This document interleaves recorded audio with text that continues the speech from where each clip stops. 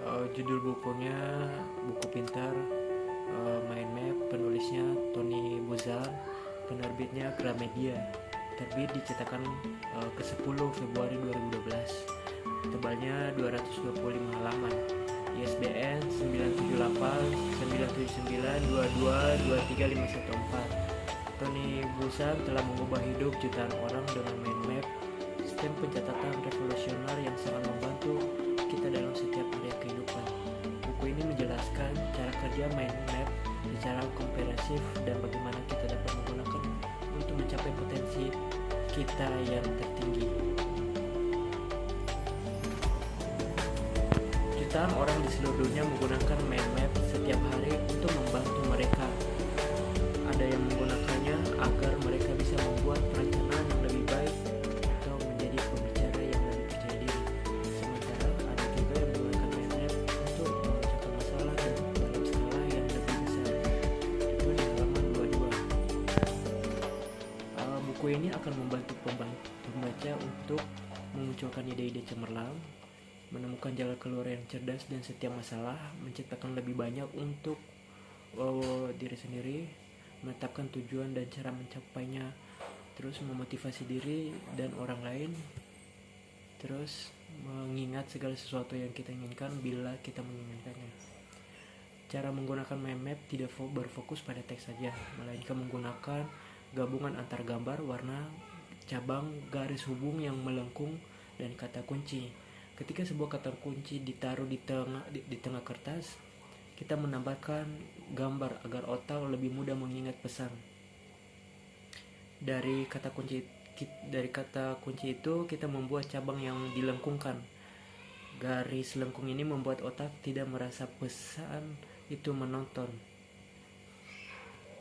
Garis lengkung dibuat menggunakan pensil berwarna berbeda sehingga antar cabang satu dengan yang lainnya bisa dibedakan.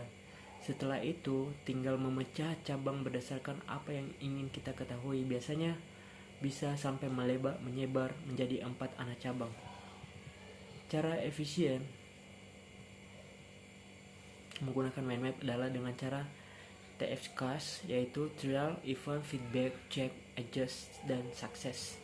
Varian penggunaan mind map bisa dipakai dalam rangka belajar bahasa asing, menulis esai, networking dalam kehidupan sosial, usaha, rapat, menyusun anggaran, visi hidup, jadwal keluarga, akhir pekan yang romantis, belanja kado maupun wawancara kerja.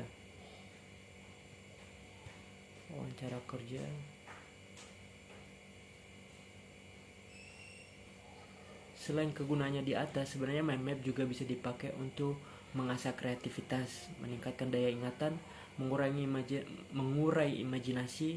Mind map bisa digunakan oleh penulis untuk mengurai apa saja turunan masalah dari tema yang diambil. Produktivitas kreatif digunakan para penulis jenius yang sebagian besar adalah tokoh dunia. Bagaimana mereka bisa membuat ribuan pemahaman namun tetap berkualitas. Ini karena kelancaran dan pemikiran kreatif mengacu pada ide yang bisa kita ciptakan dan kecepatan menciptakannya. Kelancaran adalah salah satu tujuan utama dari semua pemikir kreatif dan semua jenius besar. Itu di halaman 17.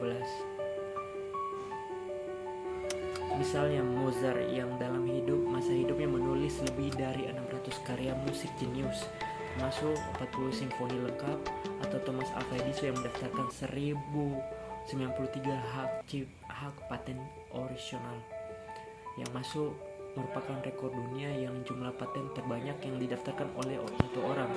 Ia juga menyelesaikan 350 buku catatan tentang karya dan idenya. Itu di halaman 108. Inti dari semua itu adalah ketika kita menggunakan aliran ide dari otak ini, menggunakannya dalam menghasilkan sesuatu, ketika jumlah ide meningkat, kualitasnya pun juga meningkat karena otak semakin terasa dengan sendirinya. Oh iya, otak perlu beristirahat 5 menit setiap belajar selama 45 menit. Tidur dapat bermanfaat untuk menyimpan memori dalam jangka waktu lebih lama. Jadi, bila ingin mengingat sesuatu lebih baik, kita bisa melakukan pengulangan sebelum tidur.